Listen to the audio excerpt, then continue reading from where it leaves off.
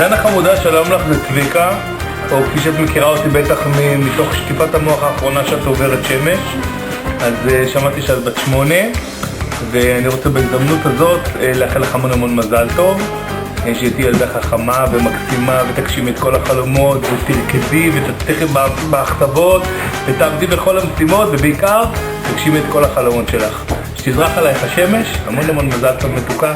את הכוכב הנולד של הבית שלך, שתדעי. מה אני בכלל? למה לטפס על ההרים? כי הם שם. הנה אני, מחפש בכל פינה. שאל אותי נזיר מהימלאיה, מי אתה? סוג של טפיל אולי, כנימת עלים, סוג של תולעת משי, אבל נראה כמו ההורים שלי שאוהבים אותי ועושים לי יום הולדת כל שנה.